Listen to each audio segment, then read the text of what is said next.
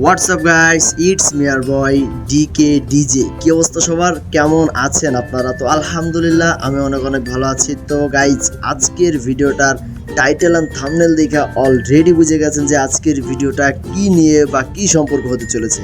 তো yes guys, আজকের ভিডিওটা হচ্ছে আমি নর্মালি একটা নন ওয়ালফ স্টার্ট দিয়েছিলাম। তো ওইখানে ভাই একটা এনিমি পড়ছে, আর এনিমিটার নাম হলো গাঞ্জাখোর।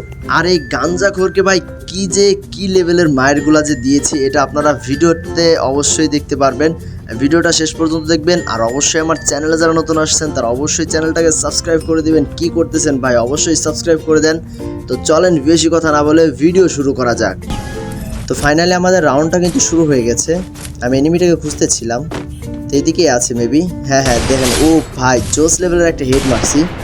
তো হেডশটটা আপনাদের কাছে কেমন লাগছে সেটা অবশ্যই কিন্তু কমেন্টে বলবেন। যাই হোক, অপোজিট সাইডে যে এনিমিটা আছে ওইটা কিন্তু মানে ওইটাই যেটাকে বললাম আর কি, গাঞ্জাখোর। তো আমি কেন গাঞ্জাখোর বলতেছি সেটা অবশ্যই ভিডিওতে দেখতে পারবেন। তো চলেন দেখা যাক দ্বিতীয় রাউন্ডে কি আমি হেড মারতে পারবো কিনা।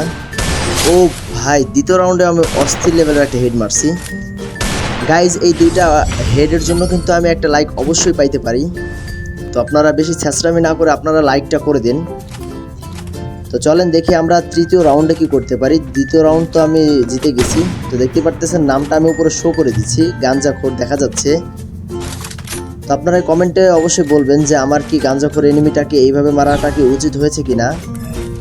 তো আমার জানার মতে মারা উচিত হয়েছে, কারণ গাঞ্জাখোরদের এইভাবেই মার খাওয়া উচিত। কি বলেন আপনারা, সেটা অবশ্যই কমেন্টে বলবেন। তো চলেন দেখে এইখানে আছে কিনা। তো যেহেতু ওই দিক থেকে ফ্ল্যাশটা মারছে, আমার মনে হচ্ছিল ওই দিকেই আছে। আমি এখানে দাঁড়িয়ে দাঁড়িয়ে ভাবছি যে কি করব। দেখেন এনিমিটার প্ল্যানটা দেখেন আর আমার প্ল্যানটা দেখেন। এনিমিটা কখন ফ্ল্যাশ মেরেছে আর আমি এইমাত্র ফ্ল্যাশ মারলাম, তো আমার ফ্ল্যাশে কোনো কাজ হলো না। তো এখানে একটা শট দিয়ে দিয়েছি, দুইটা শট। ও ভাই জোস লেভেলের দুইটা শট দিয়ে দিয়েছি এডাব্লিউএম দিয়া। কি বলেন আপনারা? তো দেখেন তৃতীয় রাউন্ডে দেখেন কি করছে, চতুর্থ রাউন্ডে আগেই ফ্ল্যাশটা মেরে দিয়েছে। তো আমি ওই দিক দিয়ে গেলাম না, এই দিক দিয়ে দেখেন আমাকে একটা শট দিয়েছে, আমিও কিন্তু এনিমিকে একটা শট দিয়েছি। তো চলেন দেখি 4 নাম্বার রাউন্ডেও কি মারতে পারবো কিনা। ভাই কই আছে ভাই, আমি খুঁজে পাচ্ছি না। ওই পাশে চলে গেছে মেবি।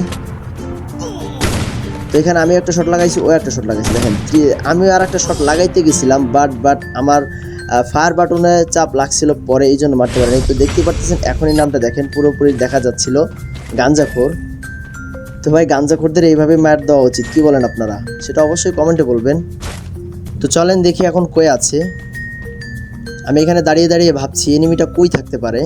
আমার পরিকল্পনা কখনোই সঠিক হয় না, তো মাঝে মধ্যে আবার সঠিক হয়ে যায়। তো দেখেন ওই পাশে ফ্ল্যাশ মারছে আর এই পাশে দিয়ে বের হয়েছিল। আর দেখেন কি সুন্দর লেভেলের একটা হেড মারলাম বা স্কার দিয়ে। যাই হোক, আমরা চলে আসবো লাস্ট রাউন্ডে, মানে আমার লাস্ট রাউন্ড। এনিমির তো এখন অনেকটাই বাকি আছে, তো আশা করি এনিমিটা পারবে না। আর ওই পাশের ক্যারেক্টারটা যদিও মেয়ের ক্যারেক্টার, কিন্তু নাম কিন্তু গাঞ্জাখোর। তো ভাই আজকাল কি দিনকাল পড়লো যে মেয়েরাও গাঞ্জা খাচ্ছে, এমনি কি সম্ভব ভাই এটা? তো আমাকে আগে দেখে ফেলছে, দেখেন আমাকে অল্প ড্যামেজ দিয়ে দিয়েছে। আমি একটু কভারে আসার চেষ্টা করতেছি, আর দেখেন এখনই স্পাইডারম্যানের মতো ভাই মানে আসবে কিভাবে এনিমিটা। এই দেখেন স্পাইডারম্যানের মতো আসছিল। তো আমি এখানে একটা গুলি মেরে পুশ করে গেলাম, আর এই দেখেন কি সুন্দর একটা হেড মারলাম। যদিও আগে বডি শট লাগছে, তারপর হেড লাগছে। তো যাই হোক, আপনাদের কাছে ভিডিওটা কেমন লাগছে সেটা অবশ্যই কমেন্টে বলবেন। আর আমার চ্যানেলে যারা নতুন আসছেন তারা অবশ্যই চ্যানেলটাকে কিন্তু সাবস্ক্রাইব করবেন। ধন্যবাদ, ভালো থাকবেন।